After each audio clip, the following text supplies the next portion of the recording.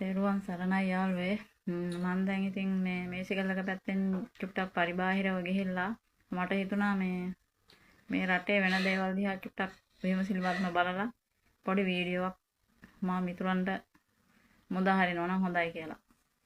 මොකද ඔබ සියලු දෙනා මේ වෙනකොට දන්න කාරණයක් අපේ රටේ දැන් මොන තත්යකටද මේ එක සෝෂල් මීඩියා හරහා එක කිව්වට නෑ එක සෝෂල් මීඩියා එකක් හරහා අපේ සිංහල ජාතියට සම්බුද්ධ ශාසනයට කරන විනාශය මොකක්ද කියලා.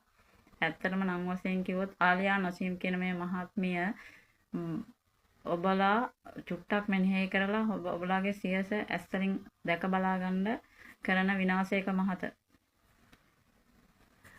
අපේ සිංහල ජාතියේ පරිහානියට පත් කරන එකම කාන්තාවක් වෙනවා නම් කවදාම හරි ඕගොල්ලන් දැනගන්න මෙන්න මේ කාන්තාව විතරයි. මගේ පුජ්‍යලික කිසිම තරහක් නැහැ. මට විරුද්ධ වීඩියෝ එකක් ගැහුවා. කමෙන්ට් එකක් අරන් ඉස්සරහට දාලා ඒකට අදාළ දේවල් මම ක්‍රියාත්මක කරා. මගේ එහෙම තරහ මරාකට කියනනේ මම දිගින් දිගට අයගේ වීඩියෝ නරඹවුවා. ඒ නරපුවාගෙන් මම දැනගත් එකම දෙයක් තමයි කොයිම තැනකවත් සිංහල ජාතිය වෙනුවෙන් කතා කරපු වචනයක් නැහැ. ඔය කවුරු කෙසේ කිව්වා. මේක ඇතුලේ අපේ සහෝදර සහෝදරියෝ ඉන්නවා මොනවා හරි දෙයක් කිව්වහම ඒක ගැන ගොඩක් දුරට මෙනෙහි කරලා බලන්න නැතුව කමෙන්ට් කරනවා ලයික් කරනවා. කරන්න. එයාගේ ඇප් ඇතුළට යන්න. ඇප් ඇතුළට ගිහිල්ලා එයාගේ වරදක් තියෙනවනේ ඒ වරද හදාගන්න ඒ වරද එයාට පහදලා දෙන්න. කවදාවත් ලයික් කමෙන්ට් කරන්න එපා කියලා නෙමෙයි මම නම් කියන්නේ. කරන්න. එයාගේ TikTok ගිනුමට YouTube ගිනුමට ගිහිල්ලා බලලා අදාළ මම එහෙමයි මම කවුරු කෙසේ කිව්වත් මම එයාගේ ඒවට ගිහින් එයාටම කමෙන්ට් කරලා යනවා. එයාගේ වැරදි හදාගන්න ඕන එයා හදාගෙන වැරදි කරනවා නම් එයා කරයි.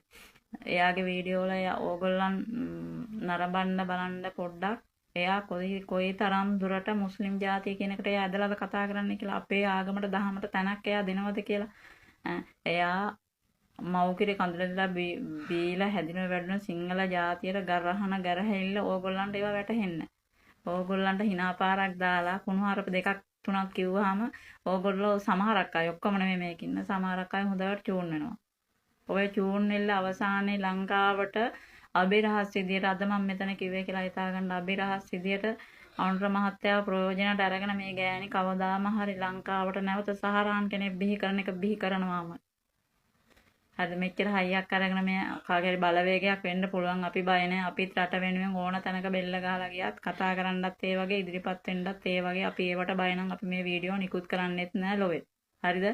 එහෙම බය නැහැ. ගෞරව කරන්න ඕන තැන ආලියා මහත්මියට වුණත් ගරු කරන්න ඕන තැන ගරු කරනවා. හැබැයි ඒකේ කතා විලාසය සම්පූර්ණයෙන්ම කෙනෙකුට අහගෙන ඉන්න බෑ. මේ සමාජයේ අම්මා ඉන්නවා, තාත්තා ඉන්නවා, සහෝදරයෝ ඉන්නවා, දරුදරුවෝ ඉන්නවා, පාසලකට ඇතුළත් කරන්න දරුවෝ ඉන්නවා. මේ හැමෝටම මේක මහා නව නිග්‍රහ කතා අහගෙන ඉන්න බෑ. එක තැනක තියලා ඇත්තටම මේක නරඹන්න බෑ කිසිම කෙනෙකුට. එයා කියන්නේ වා කුණුහරුප නෙමෙයි කියලා. එයා ඉගෙන ගත්ත සදාචාරයන් ඔයාට උගන්වපු ගුරුවරු දෙමව්පියන්ගේ එක වරදක්ද, එයාගේ වරදක්ද, එයාගේ ඥානවල වරදක්ද කියන්න අපි දන්නේ. ඒක එයාලම තමයි දන්නේ. ඒක අපි ගැටලුවක් කරගන්නේ නැතුව මම කියන්නේ මගේ සහෝදරයෝ ඉන්න මේක ඇතුලේ ගොඩක් දන්න කියන අය. කිසිම දවසක ඉඩ දෙන්න එපා මේ තැනැත්තියට මේ ආකාරයෙන් නැගිටින්න අතහිත දෙමු. හරි වැඩක් කරනවා නම් ඔයාලා බලන්න වීඩියෝවක් කරලා තියෙනවා කමල් සහෝදරයට එරෙහිව. අහගෙන ඉන්න පුළුවන් තත්ත්වයක්ද තියෙන්නේ කියලා ඔයාලා හිතන්න ටිකක්. ඇයගේ වරද්ද විතරයි ඔහු පහවලා දෙන්නේ. ඔහු කුණුහාර පණම්මනම් කියලා එක වචනකින්වත් ඇයට පහරක් එල්ල කරන තැනක් තියනවද? නැහැ. අර මොකක් හරි ලංකාව තුල ගිය සිද්ධියක් මාධ්‍යයට ගෙනල්ලා ඒ සෝෂල් මීඩියා එක හරහා ආලියා ඒ කියන ඒ පිරිමියේ වැඩේ කරන එක අනුමත කිරිල්ලක් නෑ ආලියා එතන කරන්නේ. ඒක අනුමත කරනවා කියන්නේ ඉන්න පිරිමි නැවත ඒ දෙයට බය නැතුව මෙහෙම තමන්න මේ විදිහයි කියලා ඉතින් පිරිමි ඒ තැනටපත් වෙන තැනට කරන කතාවක් වාගේ නෙවෙයිද? එතකොට සිංහල ජාතිය ඒ තැනට නැවත එනවා කියන්නේ සිංහල ජාතිය තව තවත් පිරිහෙන්නේ නැද්ද? අප්‍රසන්න වෙන්නේ නැද්ද රට අනිත් රටවල් වලට? ඒ තැනට නෙවෙයිද මෙයා මේකපත් කරන්නේ කියලා ඔයාලා ඔළුවකින් හිතන්නකෝ. පිරිමින්ට ඒකට අනුබල දෙනවා කියන්නේ එතකොට ඒ අපේ පිරිමි ඒ තැනටපත් වෙනවා. ඒපත් වුණාම වෙනත් රටවල් වල පිරිමි අපේ රටේ පිරිමි මේ විදිහයි කියලා ඒ රටවල් අපේ රටවල් වලට එන සංචාරක කර්මාන්තේ පවාඩපණ වෙනවා. අපේ රට අගාධයට අද දාන මූලික හේතුවක් එතකොට ඒක. එහෙම නෙමෙයි යායට ප්‍රකාශ කරන්න තිබ්බේ ඒ දේ අනුමත නොකර ඉන්න යාට තිබුණේ. එයාලා අත්විඳ දේවල් එක්ක එයාලගේ කටට එන වචන ඔක්කොම මේකේ ලබ්බ ගලේ ගැහුවා වගේ අර ලබ්බට රිටෙන් එන පුකට වගේ කියවගෙන මොනවද කිව්වේ කියලා අවසානයේ ඒවත් දන්නේ නැහැ.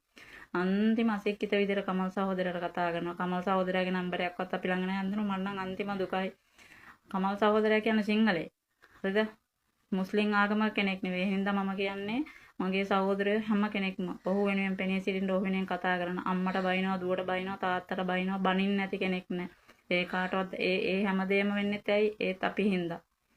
අපි වෙනුවෙන් කොපමණ මෙහෙයක් දරනවද ඔහු මේක ඇතුලේ කවුරුත් දන්නේ නැතුන කොච්චර මිනිසුන්ට ආලියා එයායි සංසන්දනය කරලා බලනකොට ආලියා මොනවද මිනිසුන්ට කරලා තියෙන්නේ. අපි වෙනුවෙන් පෙනී ඉන්න කෙනෙක් ඉන්නවා නම් කවුරු කෙසේ කිව්වත් කමල් සහෝදරයා විතරයි මම දන්න විදියට. ආලියා මේක ඇතුලේ ගෑනු ඩරක කරා මේක කරා කියනවා මම කරලා ඇති නැත්තේ නෑ. ඒවා ඉතින් කරපු අය දන්නවා ඇති කරපු මොනවද කියලා. ඒවා ඉතින් අපිට පහදන්න අවශ්‍යතාවයක් නෑ. ඒ හින්දා මම කියන්නේ මේක ඇතුලේ කොටින්ම කිව්වොත් බයිනින්නව නෙමෙයි වැළලෙන අය. වැළලෙන්න කලින් ආලියාගේ වීඩියෝ හොඳට නරඹලා මේ ඔළුවට හොඳට ගන්න මොකද්ද මේ කියන යටි අරමුණ කියලා.